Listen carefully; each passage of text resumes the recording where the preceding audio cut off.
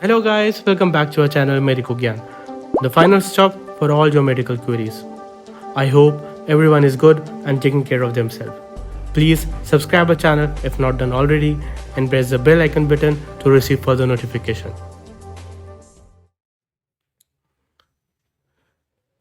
So friends, today we'll be discussing a very important and interesting topic, arrhythmias. In this, we will be discussing about the type of arrhythmias, ECG findings and the treatment protocols. Time and again, you people must have tried to study about arrhythmias in detail and must have felt the confusion and the frustration regarding this. So in this video, I will try to explain about arrhythmias in as much as easy way as I can possibly do. So arrhythmias are further classified into two types, broadly classified into two types, bradyarrhythmias and tachyarrhythmias. The bradyarrhythmias can be sinus bradycardia, it can be heart block, and the tachyarrhythmias are of two types. There are three kind of heart blocks. First degree heart block, second degree heart block, and third degree heart block. Whereas the tachyarrhythmias are of two types, narrow QRS complex and wide QRS complex.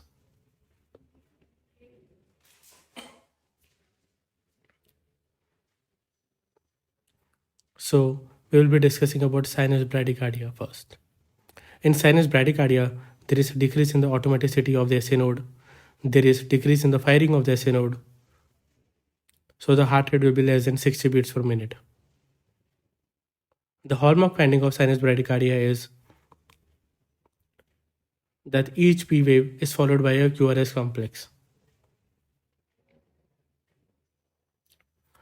P wave is always followed by a QRS complex. This is an ECG showing sinus bradycardia. We have to count the number of large boxes between RR interval. In this picture, there are 6 boxes, so the heart rate will be 50. And hence, it is a sinus bradycardia. It is sinus because each P wave is followed by QRS complex. Now, what is first degree AV block? In first degree AV block, there is slow conduction of the impulse from the atria to the ventricle. There is slow conduction of the impulse from the atria to the ventricle. And all the atrial impulses are conducted to the ventricle. So there will be slow conduction of the impulse and all the impulses will be conducted to the ventricle. So there will be increase in the PR interval. And as all the impulses are conducted to the ventricle, so each P wave is followed by a QRS complex.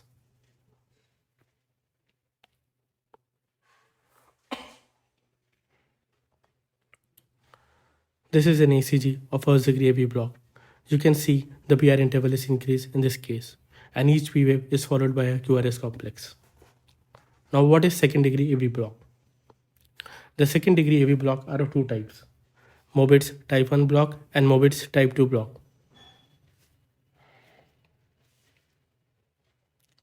In Mobitz type 1 block, there is progressive prolongation of the PR interval till the atrial impulses fails to conduct to the ventricle. So there is progressive prolongation of the PR interval, and at some time the atrial impulse will be failed to conduct to the ventricle, and this is known as Wenck-Quebec phenomena. So here each P wave is not followed by a QRS complex. So the number of P wave will be more than the number of QRS complex.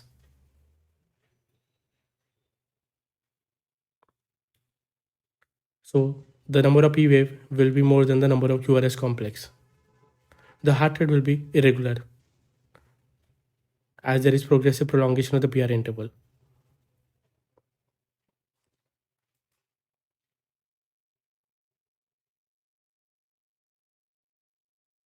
So this was Mobitz type 1 block. Now we shall be discussing about Mobitz type 2 block. In Mobit's type 2 block, there will be fixed PR interval and sudden failure of conduction of the impulse from the atria to the ventricle.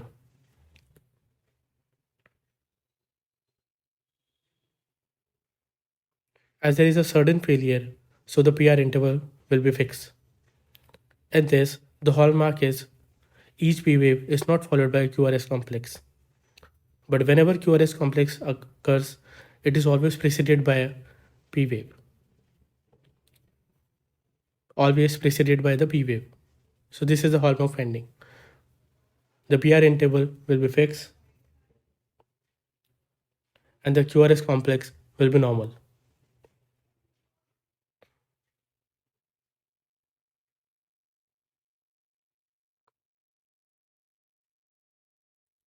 So now let me explain to you the ECG finding of Mobit's type 2 AV block. In this, you can clearly see that the PR interval is fixed and there will be a non-conductive P wave.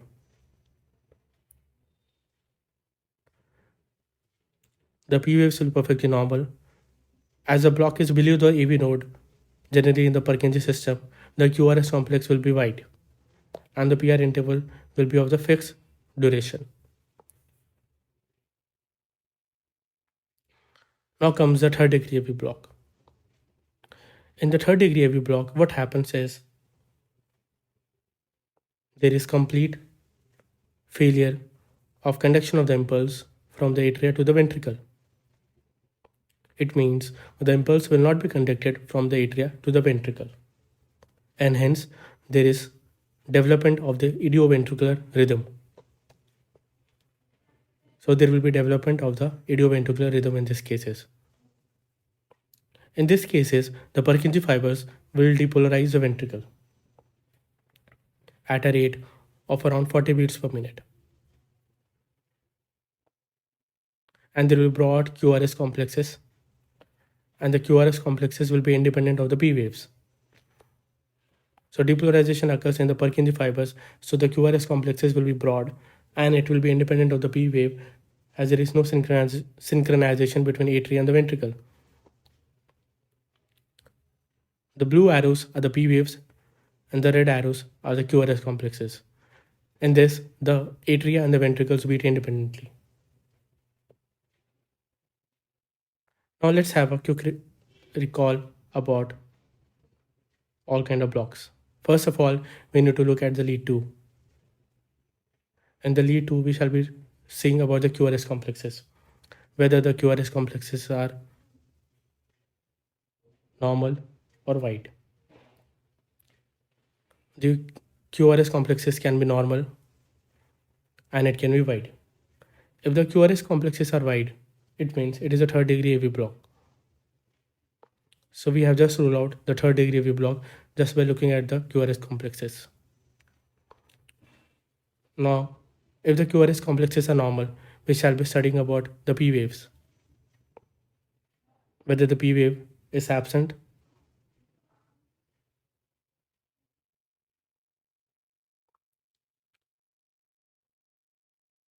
If the P wave is absent, this is a sinus arrest. SO node is not working. And if the P wave is present, it can be further classified into two types. Whether each P wave is followed by QRS complexes, yes or no.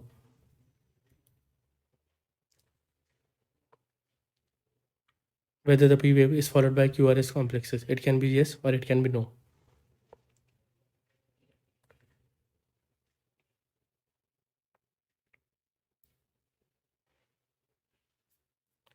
If it is followed by QRS complexes, it is a sinus bradycardia.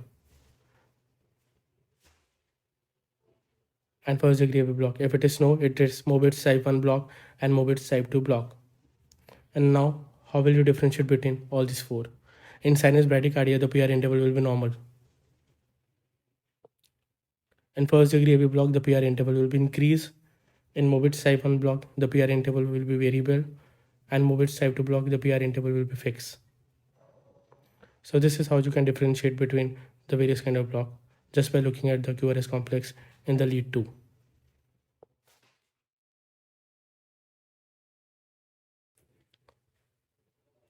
Now friends, after bradyarrhythmias, we will be discussing about tachyarrhythmias.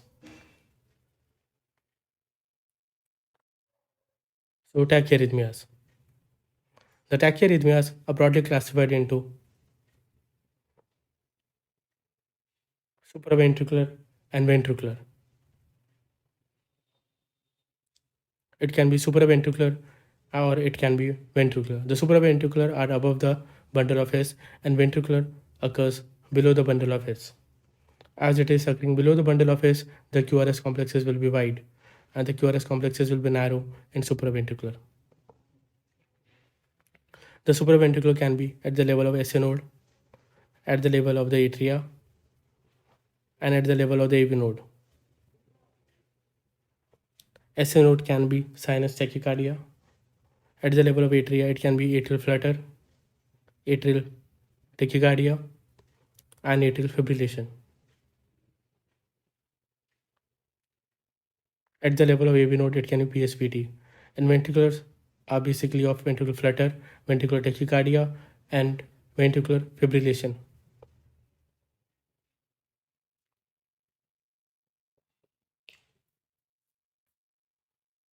Now, sinus tachycardia. In sinus tachycardia, there is increase in the automaticity of the SA node, which means there is increase in the firing of the SA node. And the hallmark finding is each P wave is followed by the QRS complex and the heart rate will be more than 100 beats per minute. So you can see each P wave is followed by QRS complex and the heart rate is more than 100 beats per minute. Now I will be discussing about atrial fibrillation and atrial flutter just by differentiating between both of them. What happens in cases of atrial fibrillation and atrial flutter is discussed in basis of rhythm, QRS complexes, P wave, and the PR interval. So we will be differentiate on this basis of 4 characteristics. The rhythm will be irregularly irregular in cases of atrial fibrillation, while it will be regular in cases of atrial flutter. The QRS complexes will be normal in both of these cases, in atrial fibrillation as well as in atrial flutter. The P wave in fibrillation will be fibrillatory, while here will be sawtooth waves, also known as flutter waves. The PR interval will not be measurable in both of these cases.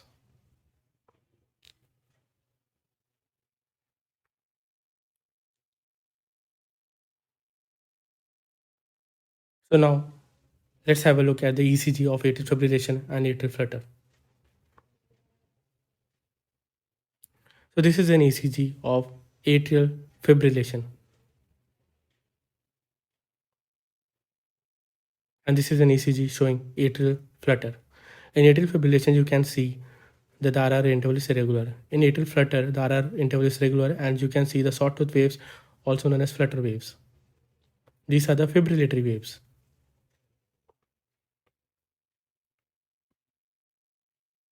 So this is how you can differentiate between atrial fibrillation and atrial flutter.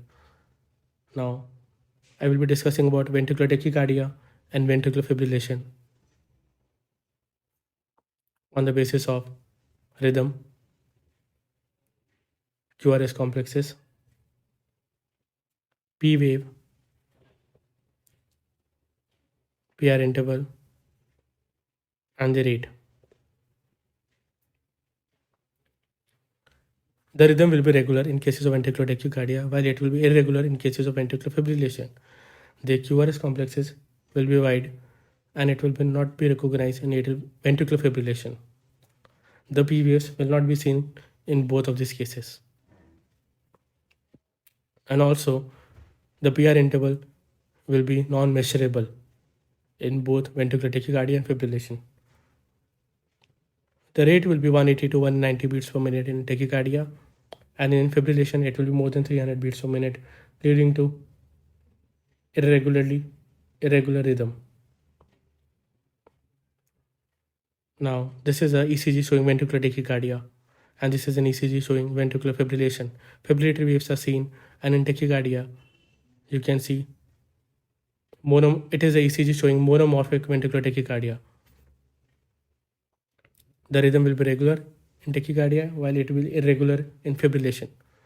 Now comes the specific treatment part.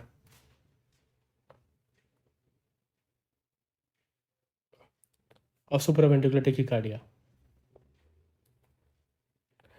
Adenosine is given at the dose of 0.1 mg per kg bolus, followed by 0.2 mg per kg.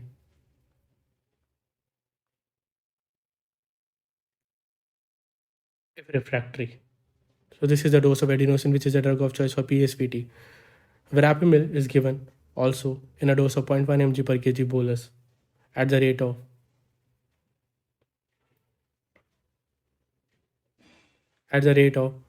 1 mg per minute. But for verapamil, we should watch out for prolonged hypotension. Diltiazem is another drug for supraventricular tachycardia, which is given at a dose of 0.25 mg per kg at the rate of 2.5 mg per minute, followed by a dose of 0.35 mg per kg if found to be refractory. Also, for rate control, we shall be giving about beta blocker metoprolol at a dose of 0.1 mg per kg. So these are the 4 drugs for supraventricular tachycardia. Now comes the treatment of atrial fibrillation. This is important. The treatment can be classified into 2 types: rate control and rhythm control.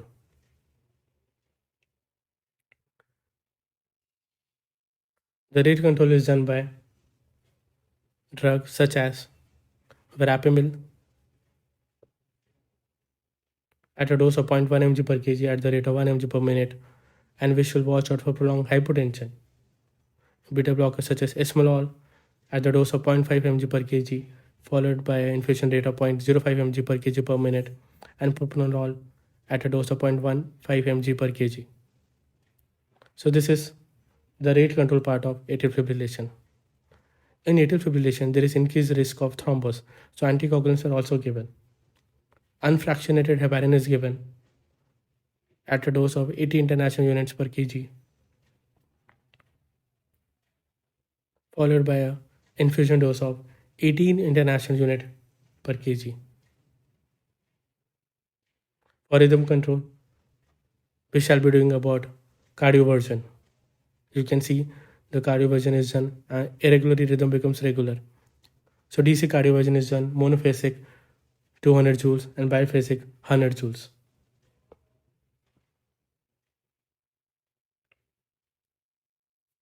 Now comes the chemical cardioversion. In chemical cardioversion, I am giving abutolite at the dose of 0.01 mg per kg over 10 minutes and 1 mg per kg over 10 minutes for less than 60 kg and more than 60 kg. Amiodarone is given 5 mg per kg over 20 minutes, followed by maintenance dose of 1 mg per minute over 6 hours and 0.5 mg per minute over next 18 hours. For ventricular tachycardia and ventricular fibrillation, I will be giving DC shock. This is how the DC shock is given and the paddles are applied, and the dosage of the DC shock is different from monophasic and biphasic. For monophasic it is 360 joules and for biphasic it is 200 joules.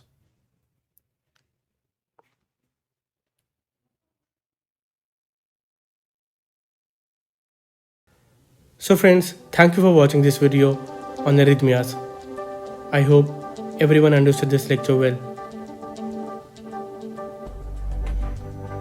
Please subscribe to our channel if not done already and press the bell icon button to receive further notification.